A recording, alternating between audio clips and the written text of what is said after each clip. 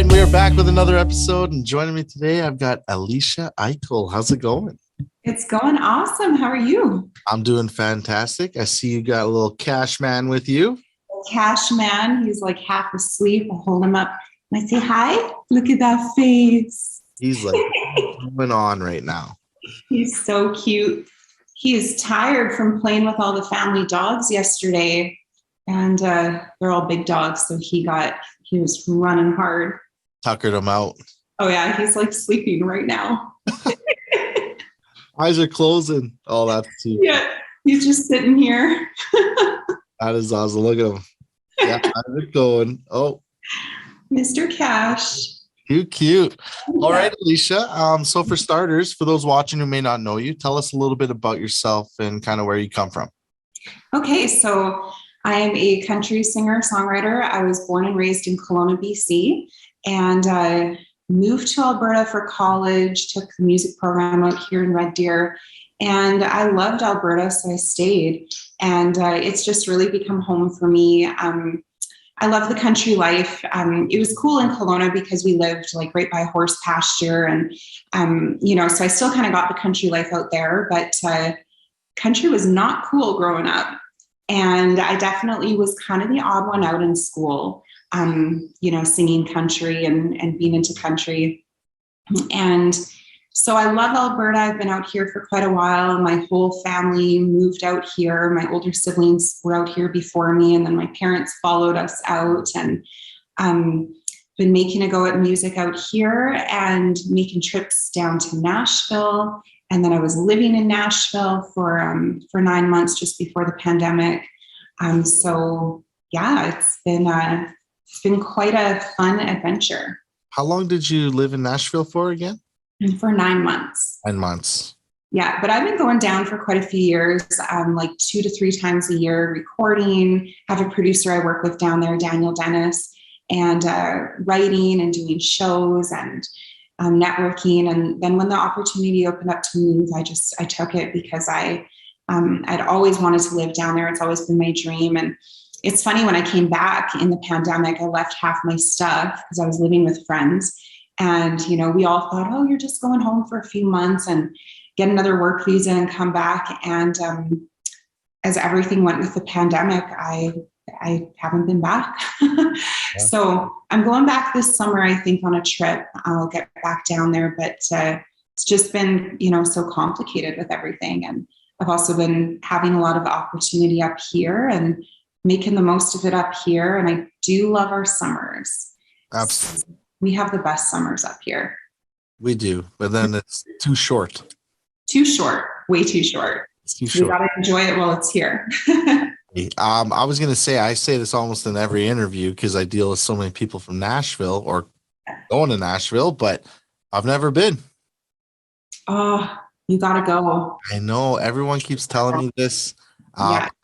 I see that there's like a swoop flight out there now. So nice. It's cheap to get there, and I might have to make the trip this summer sometime. Yeah, it is a lot of fun. I mean, obviously the music is incredible. The food is unreal. I mean, so many restaurants, they do barbecue right. Like Southern food is truly the best. Living there, I got to experience a lot of cool places because you learn, all the local places and stuff. And then the surrounding areas of Nashville. I actually lived like 20 minutes south of Nashville in Brentwood. And so it's kind of like a suburb of Nashville. And there's just so many beautiful places. You head down to Franklin and Leaper's Fork, and it's just so beautiful and so lush and green, and people are friendly. I love, love, love Southerners. And I loved everything about it. So it really felt like home for me. Awesome. And now growing up, you're saying country's always been kind of in your life and stuff. How did music come into your life? Was it in your household? Were your parents involved with music at all? No, my parents were not musical. I'm the only musical one in my family. So it started off, I was always singing.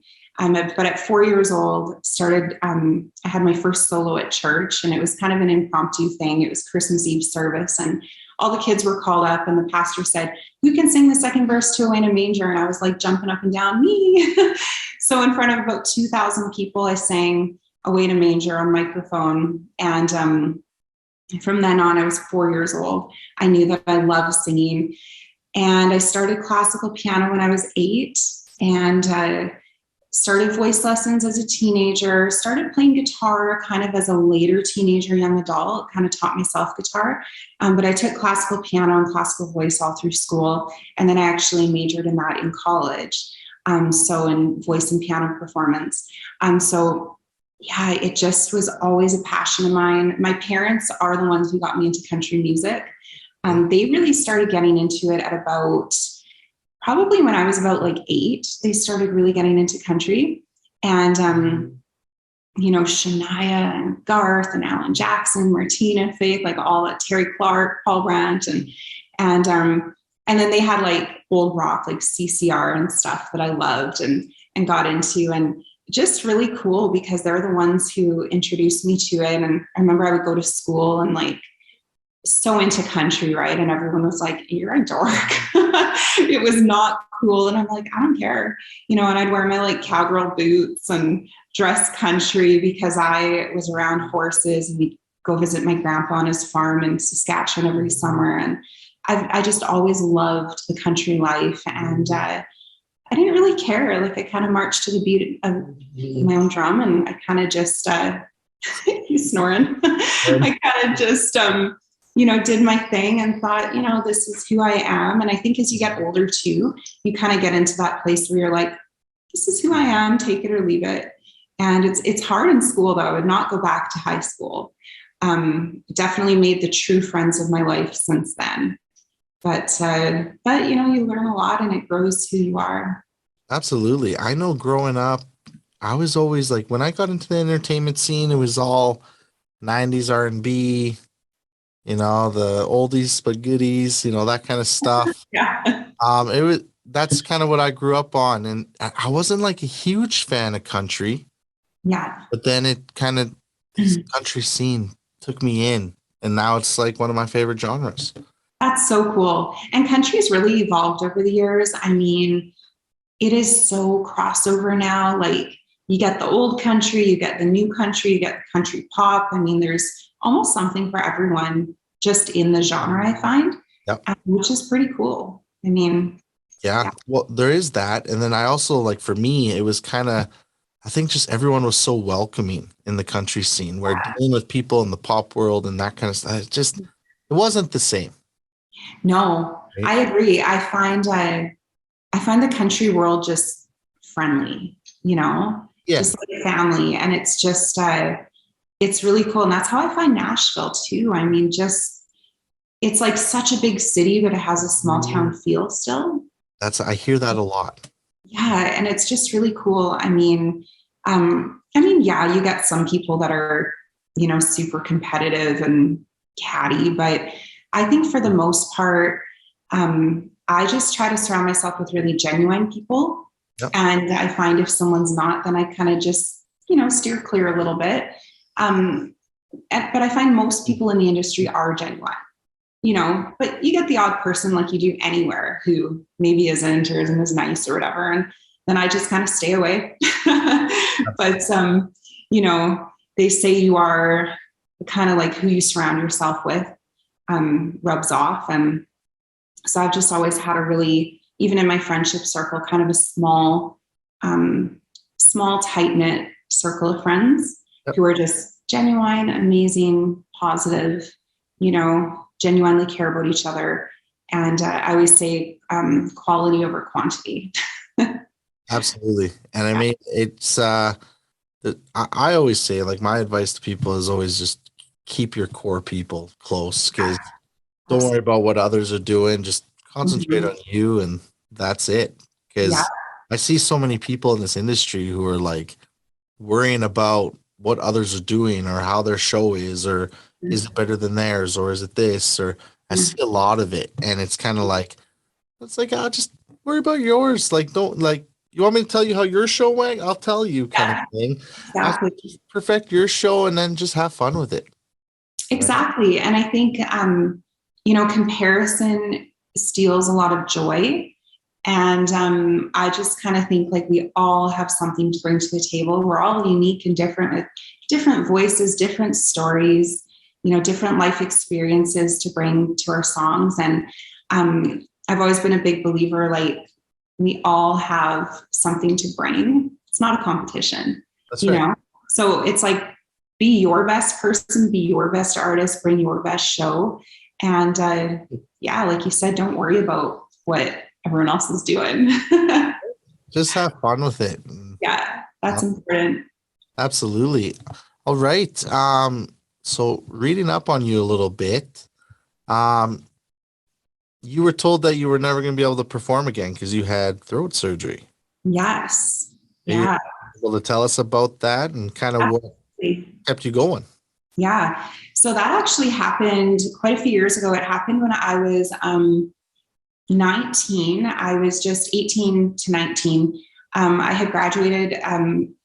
Just before I was graduating high school, my doctor found a tumor on my thyroid gland and it was quite big. So they did all these biopsies and stuff. They couldn't tell if it was cancer or not. So they had to remove it.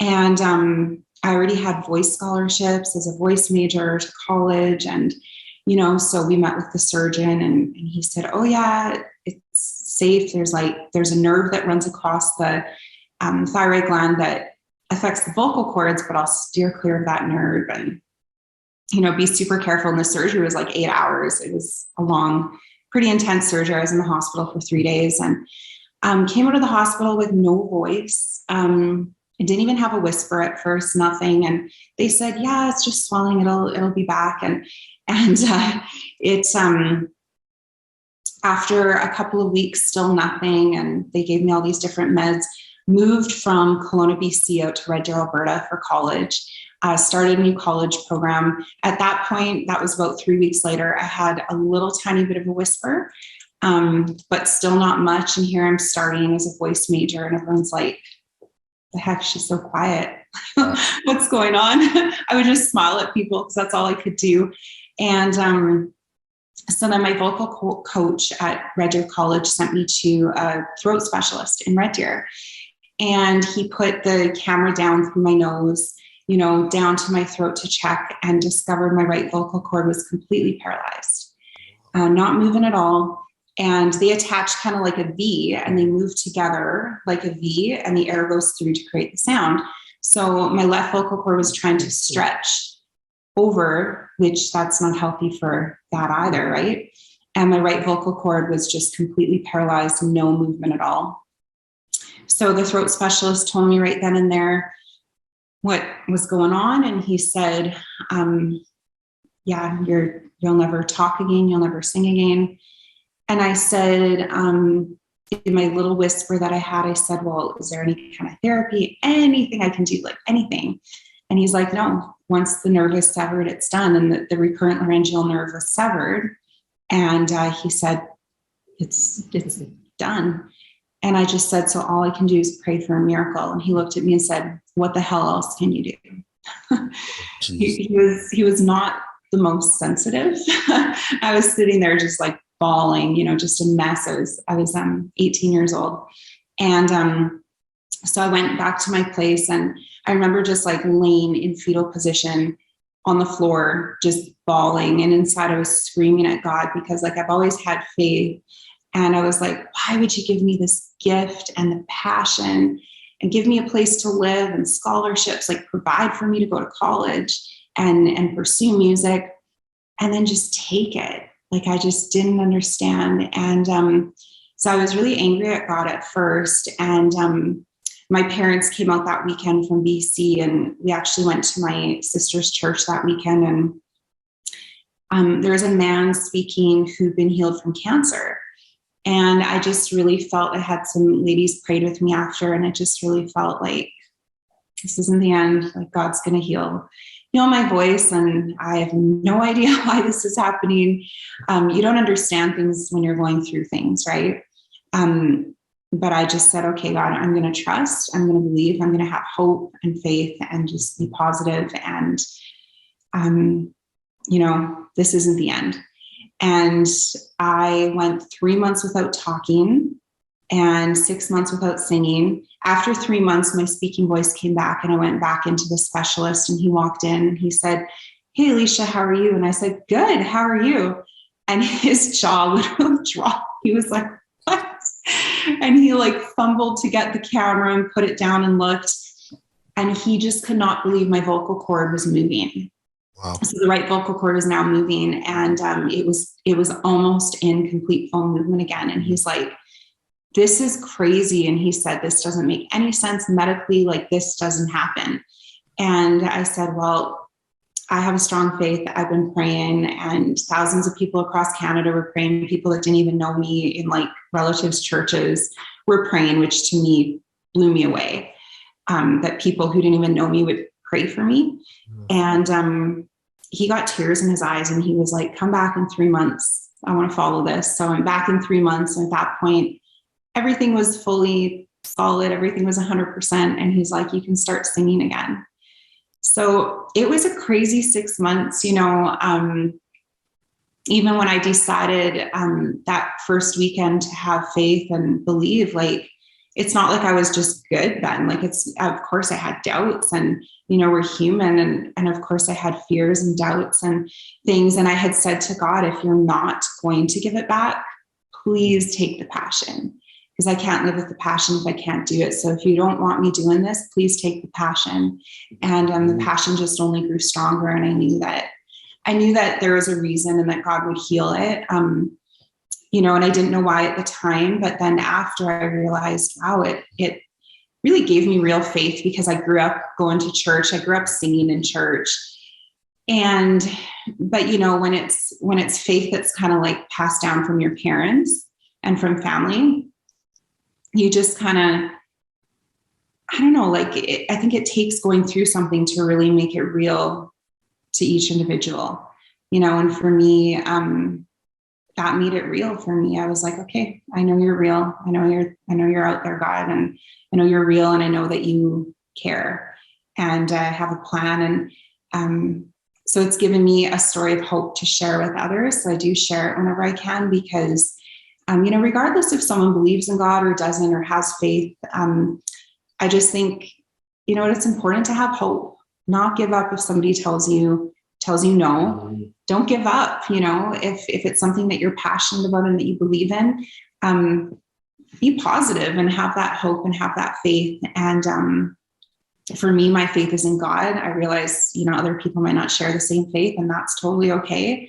But for me, I know where my hope comes from, and it's given me that just passion. I think it's what definitely fuels my passion as an artist, because I know what it's like to lose it. So, I don't take it for granted, because I'm like, man, I know what it's like to sit there in college and watch all the other singers sing and just be heartbroken that I couldn't sing. And so ever since then, it's just given me that renewed passion for sure. Crazy. That's unreal that all that had to all that happened. That's wow. That is quite the story. Yeah, absolutely. Yeah. No, my favorite verse from the Bible is Psalms 92:4. "I sing for joy at the works of your hands," because literally, right? It's so literal for me. And because I wouldn't be able to sing if it wasn't for the miracle. So, and I have had a lot of people say well, why aren't you a Christian artist? Why are you a country artist? And I'm like, you know what? God can use me anywhere. And I don't feel called to just sing Christian. I do write some Christian songs, and I do, sing that too, but I feel called to country. I've had that passion since I was a little kid. Yeah. And, and I just think there's so many good stories and good things that can be shared in country music as well, and fun songs too. And, and my band and I perform in bars and all over kinds of places. And we love to just have fun and perform, country and classic rock and all kinds of stuff. And, but But I do also sometimes sing at church, and I'm like, hey, I think that's fine. And God knows my heart, and that's all that matters. Absolutely. Yeah. Awesome. And so now, okay, so with that being said, you don't do, you're strictly country. Like, how would you describe your sound to someone if they've never heard your music before? I don't know. I mean, I play a lot of piano, so some of my songs are very piano driven. I also play guitar, so some of my songs are guitar driven. Yeah. I'm a lot better on piano. Piano is more my thing. But I don't know. I mean, I'd say I'm country, maybe a little crossover. I do have some songs that have like, steel and fiddle and are quite country, like country life, and some of those on my first album. And then I have songs that can almost be kind of crossover pop. And even my new song, Let Freedom Reign, is actually a country Christian song. So I released it to country radio and Christian radio. And I do have another Christian song, Beautiful for You, that I released back in 2013. So I don't know, I'd say I'm kind of a mix. It's hard to say how exactly I would describe it, but kind of a mix of music. Yeah, fair enough. Mm-hmm. Mix of both there. Is there what artists inspire you mostly in this industry? There's a lot. So going back to being a kid, like the Faith Hill It Matters to Me album, love that album. Martina Wild Angels album. Shania's, it wasn't her first album, but it was her first really big album, The Woman in Me. Terry Clark, Paul Brandt. There's so many. Dolly, Johnny Cash. There's so many. And I have, like, as you can see, like I have a record player back there, and I have lots of old records. I've got a Johnny Cash record in right now. And, I love the old country. I love the new country. I'd say for new artists right now, I love Miranda Lambert. I think she's awesome. She's fun. My band and I do a lot of her songs just because they're fun to rock out to. And I really love her. I really love Carly Pierce, for a couple of female artists. So there's a lot that I look up to. Carolyn Dawn Johnson, Canadian, love her. I got to write with her when I was living in Nashville. She's incredible. She is so kind. We have some mutual friends that I was writing with, and that's kind of how that write came about. And her and I knew each other before that as well. But there's so many Canadians and Americans that I look up to in this industry. So it's hard to list them all. Yep. Because there's so many for different reasons, right? So absolutely. Do you have, okay, so here's a question for you. Do you have ones that you like specifically for songwriting and then one for just performing? Can you choose one for each one? That's tough. That is tough. Yeah. Because a lot of them are both. I mean, okay, so I love Martina McBride's voice. Yeah. She's not doing as much anymore. She's still touring, but doesn't have as much, like out on the radio and stuff, but she is still touring. Actually, Carolyn Dawn Johnson was just on tour with her, which is cool. I love her voice, and she's not really a writer, but she's to me, she's got one of the best voices still out there. She's amazing. For performing, I love Miranda's shows, but I love her songwriting. That's fair. Like she's the whole package. She's all of it. That's a tough one. I love shows that are really upbeat. I've been to a couple of Shania shows. She puts on an incredible show. I mean, her stage presence is incredible. I also love her songwriting. She just knows how to work the stage and the costume changes and, like hang from the ceiling on a guitar, like sitting on a guitar case. That one show I saw, like, she's just incredible. Garth Brooks puts on an incredible show. Him and Trisha, love them. I really like Eric Church. I haven't actually, I saw him once live. I saw him live in Austin, Texas, a few years back at a Willie Nelson picnic, which was pretty cool. There was like 20 different artists, but he only did a few songs. But I haven't seen like a full concert of his, but he's great. There's so many, like I can't even. The list can go on. Name them all. The list goes on. Like I love so much country that like it's impossible to name it, to list it all. I'll get off of here and I'll be like, oh, I forgot to say like so and so and so and so. Yeah. No worries. No, that's perfect. All right, let's chat about your newest single, Let Freedom Ring. Tell us about it and kind of how it all came together. Yeah, so Let Freedom Reign is just a song that God put on my heart to write and share with the world. And it's a different song for me. Like everything I've been releasing has been country. And, country love songs, country heartbreak songs, songs about life, fun songs, fishing songs. I love to fish. But Let Freedom Reign is like totally different kind of song for me.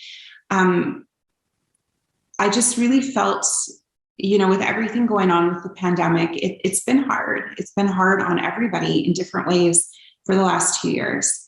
And you and I had talked before, it brought a lot of division. Unfortunately, it kind of brought people together at the start, and then it kind of pushed people apart. And, people have different views on things. And the beautiful thing about freedom is like, that's what freedom is. We have the freedom of speech and freedom to have different views. But I'm always big on just respecting other people's views. And, if someone disagrees, disagree in love, like don't, do it in a hateful way. And I just had it really heavy on my heart that, unity and love and, freedom to me is something that I'll always stand up for and fight for. Freedom of choice of what we put in our bodies, freedom of, choice of, Canada we were built on a free country, built on freedom, so I do take that very seriously. And I do have friends that have come from other countries for a free life and for freedom and, have said, it's a slippery slope. Once you start giving up certain freedoms, it's a very slippery slope because, these people have actually seen it happen where they came from. So I realize there's very strong opinions on both sides. And I just had it really heavy on my heart to write something that is, love and unity. And, I stand up for freedom, but like, God help me to love others with different opinions and to show that love and kindness and just realize that we're all in this together. So that's kind of where the song came from.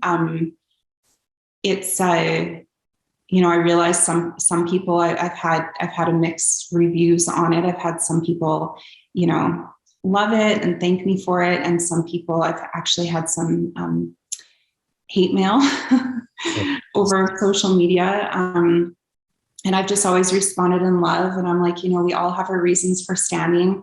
I have my reasons for standing up because I know people that have had horrible things happen to them on, this side of it. And, colonies that the government went in and force vaccinated, which I don't agree with personally.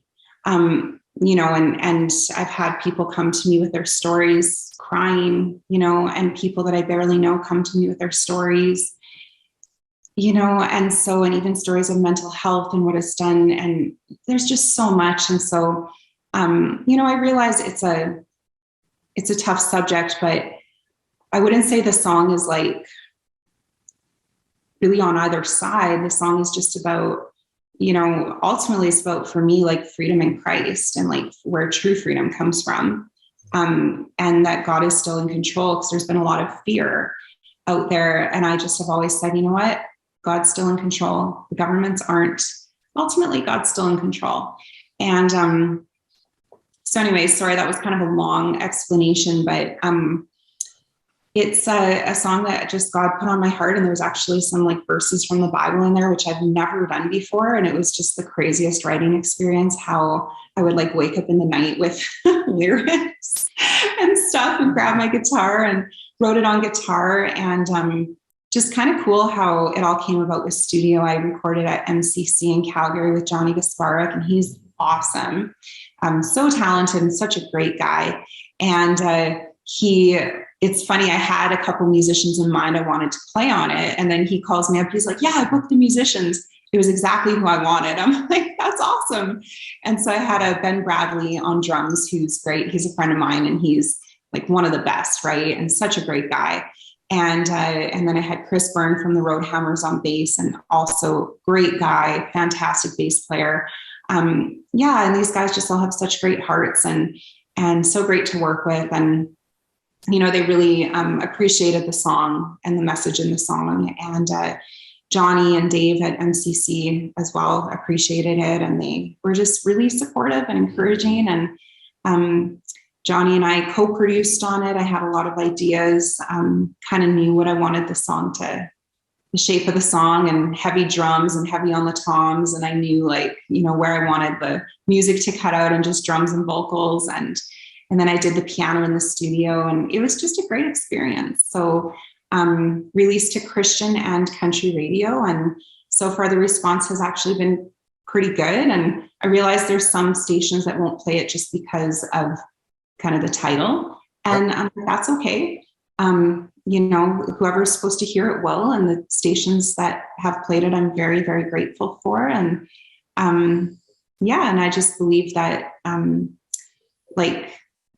God gave me the song, so he's got a purpose for it. I don't totally know what that is yet, but I'm hoping that it brings encouragement to people. So yeah, absolutely. And Johnny and Dave, man, those guys are great. They're amazing. I love them. Yeah. They're amazing. I've been there a few times, done some video stuff there, and cool. They're a blast every time. Yeah. And then going to that hate mail and stuff, everyone's always got something to say, right? I know we're talking early, just with what you believe in and do your thing, right? Like, it's exactly. Believe in something, run with it. That's how I look at it. Me too. And I just think, like I said, we all have our reason for standing up for certain things. Yeah. And it's really for nobody else to judge, because, I haven't walked in somebody else's shoes. They haven't walked in my shoes. We've all gone through different things in life, and we all have our reasons for standing up for something. And I just always respect other people's opinions and reasons. And I'm like, you know what? We all have a story. And I think it's just so important, just to show love and kindness to both, if you want to say sides of something, sure. Show there shouldn't be sides, show love and kindness and unity. And I'm just really big on that.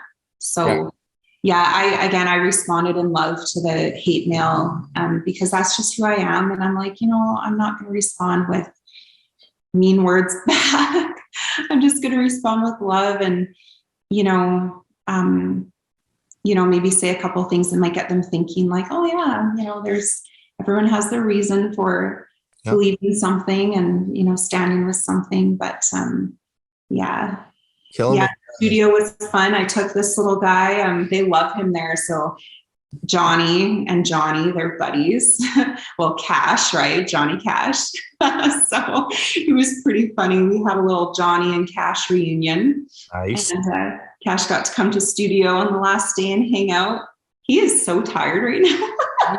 He's snoring. He's just a hot mess, this guy. He's living his best life. He is. He really is. He's pretty spoiled. Eyes, he just keeps closing them. Yeah, he's like, as long as I'm with mom, I'm happy, right? Love your mama. That's funny. So do you have plans for a music video for your single? I've thought about it. I don't know yet. I'd like to maybe do something. I don't know exactly what it looks like yet, though. And so possibly this summer, because I do, I have a few ideas, but then I'm like, I don't know. And I did do a music video for my household song, which was really cool with Randy Rich Films here in Red Deer and Sorrento Custom Homes, and also one for my One Wish Christmas song. And I love doing music videos. I mean, so much fun. So I definitely would like to, but we'll just see what happens. Again, like I have different ideas and I don't really know what the right approach yet is to a video for this one. Sure. So, yeah, it's a good question. Yeah. You gotta find out, gotta see gotta give the people, what to expect, right? Exactly. And you do great music videos. So, yeah. They're not bad. I appreciate that. I do enjoy doing them. I actually really enjoy doing like the acoustic videos. Oh, yeah, those are cool. Yeah, like the one shots and the, that kind of stuff. Even if it is, kind of music video style, but it's like more like live. Yeah, that's pretty cool. That's the stuff I really enjoy. I love doing that stuff. So. Nice. Yeah, it's a good time. And then, of course, the recap videos, I do a bunch of those. So yeah, for sure. Good time. Okay. Well, last thing, Alecia, tell everyone where they can find you on social media. Yeah, so I'm on Facebook, Instagram, Twitter, YouTube. And then my music is all on Spotify and Apple and all the online platforms. So I always tell people, reach out, connect with me. I love to connect with fans and friends. I try to be on there as much as possible. Sometimes I take little breaks, or I'll get out camping this summer. And usually when I go camping, I try to like put the phone away, and really just be out in nature and stuff. But I love to be on there. I love to connect with people. Awesome. All right, guys. Well, go grab her newest single, Let Freedom Reign. And Alecia, thanks for chatting today. Awesome. Thank you so much, Cody. This was fun. And Cash says thank you too. I can't forget you, Cash. Then you can really see him. He's kind of dark when he's back there. Yeah, and his eyes are always closed. His eyes are closed. He's like so tired. He's so tired today. All right. Well, keep in touch. We'll talk soon. And I'm sure I'll bump into you at some point here. Absolutely. Sounds good. Thanks so much. All right. Take care.